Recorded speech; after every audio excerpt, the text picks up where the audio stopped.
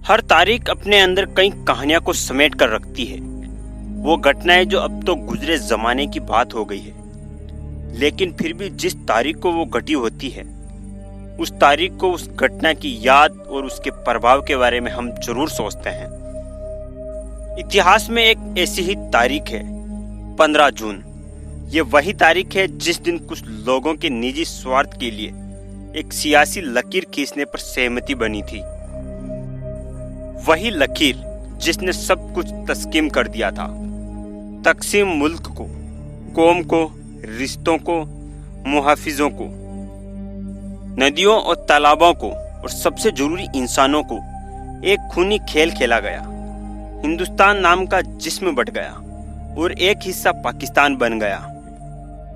इस हादसे में कई औरतों, बच्चियों का बलात्कार हुआ। इन हादसों के बारे में मंटो अपने अफसानों में कहते हैं, मैं उन बरामद की हुई लड़कियों और औरतों के मुल्ताकिक सोचता तो मेरे जहन में सिर्फ फूले पेट उभरते हैं। इन पेटों का क्या होगा? इनमें जो कुछ भरा है उसका मालिक कौन है, पाकिस्तान या हिंदुस्तान? 15 जून 1947 ही वो तारीख है जब अखिल भारतीय कांग्रेस ने नई दिल्ली में भारत के विभाजन वाली ब्रिटानिया सरकार की योजना को स्वीकार किया था। इस विभाजन की योजना को माउंटबेटन योजना के रूप में भी जाना जाता है। इस योजना की घोषणा भारत के अंतिम वायसराय लॉर्ड माउंटबेटन द्वारा की गई थी। अगस्त 1947 में भारत का विभाजन निस्संदेह सबसे दुखद और हिंसक घटनाओं में से एक है। दरअसल पाकिस्तान के निर्माण की वकालत ऑल इंडिया मुस्लिम लीग, जिससे 1906 में ढाका में स्थापित किया गया था, उसने की थी। इसके मुसलमान सदस्यों की राय थी कि भारतीय राष्ट्रीय कांग्रेस के मुस्लिम सदस्यों को हिंदू सदस्यों के जैसे सम्मान अधिकार प्राप्त नहीं है। कांग्रेस उनके साथ भेदभाव करती है।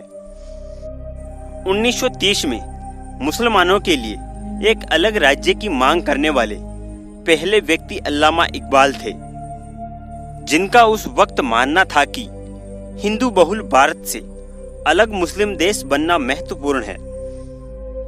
अल्लामा इकबाल ने मोहम्मद अली जिन्ना और ऑल इंडिया मुस्लिम लीग के अन्य सदस्यों के साथ मिलकर एक नए मुस्लिम राज्य के गठन के लिए एक प्रस्ताव तैयार किया।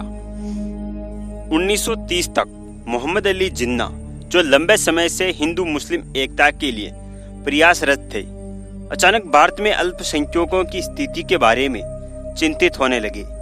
इसके लिए वो कांग्रेस को जिम्मेदार ठहराने लगे, जिसके एक वक्त पर वो खुद भी सदस्य थे। उन्होंने कांग्रेस पर देश के मुसलमानों के साथ भेदभाव का आरोप लगाया। 1940 में लाहौर सम्मेलन में जिन्ना ने एक अलग मुस्लिम देश की मांग करते हुए एक बयान दिया। उस समय के सभी मुस्लिम राजनीतिक दल धार्मिक आधार पर भारत के विभाजन के पक्ष में नहीं थे। अधिकांश कांग्रेसी नेता धर्मनिरपेक्ष थे और देश के विभाजन का भी विरोध करते थे। महात्मा गांधी धार्मिक आधार पर भारत के विभाजन के खिलाफ थे और उनका मानना था कि हिंदुओं और मुसलमानों को एक देश में शांति से एक साथ रहना चाहिए। गांधी ने मुसलमानों को कांग्रेस में बनाए रखने के लिए भी संघर्ष किया, जिनमें से कई ने 1930 के दशक में पार्टी छोड़ना शुरू कर दिया था। धार्मिक आधार पर अलग देश की मांग के बाद उत्तर भारत और बंगाल के बड़े हिस्से में हिंदुओं और मुसलमानों के बीच भीषण सांप्रदायिक हिंसा हुई थी, जिसके कारण मुसलमान और असुरक्षित महसूस करने लगे थे। एक ऐसा वक्त आ गया जब विभाजन एकमात्र विकल्प की तरह दिखने लगा, जो भारत में बड़े पैमाने पर गृह युद्ध को छिड़ने से रोक सकता था।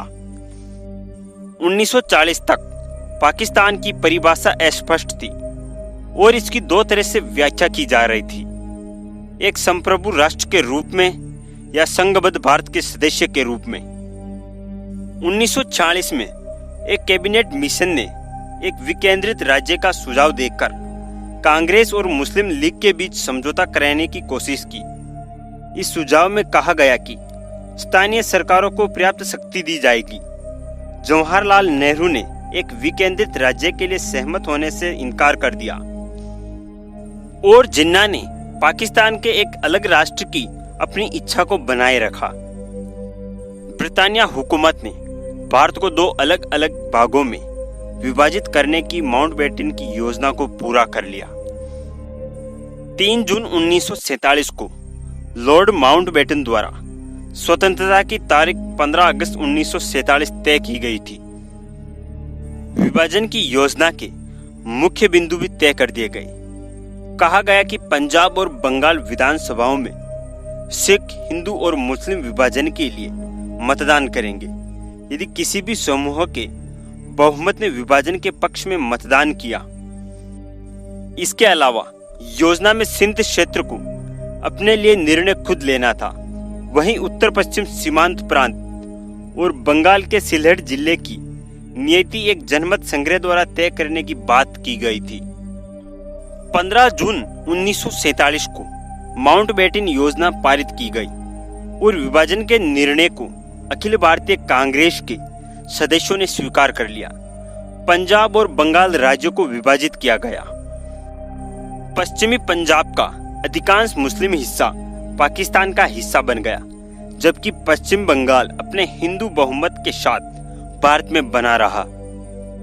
मुख्य रूप से मुस्लिम बहुल पूर्वी बंगाल पाकिस्तान का हिस्सा बन गया। यही हिस्सा बाद में पाकिस्तान से अलग होकर बांग्लादेश बन गया। भारत देश के 2 हिस्सों में विभाजन से बड़े पैमाने पर हिंसा हुई। लाखों लोग बेघर हुए। अधिकतर भारतीय मुसलमान पाकिस्तान में अपने नवनिर्मित देश जा रहे थे। वहीं हिंदू और सिख जो अब पाकिस्तान में थे, भारत में आ रहे थे। विभाजन ने लाखों की जिंदगियां तबाह कर दी, लाखों को बेघर कर दिया। सांप्रदायिक हिंसा का डर हर किसी को सता रहा था। भारत के विभाजन के कारण हिंदुओं और मुसलमानों के बीच बड़े पैमाने पर दंगे हुए, जिसके परिणाम स्वरूप अंतहीन हत्याएं, बलात्कार और अपहरण हुए। इतना ही नहीं, 1947 में दोनों मुल्कों के बीच जो नफरत के बीज बो दिए गए, वो आज एक बड़ा खतरनाक पेड़ बन गया है। भारत के विभाजन को लेकर आपकी क्या राय है, हमें कमेंट करके जरूर बताइए। वीडियो के अंत तक बने रहने के लिए आपका बहुत बहुत धन्यवाद।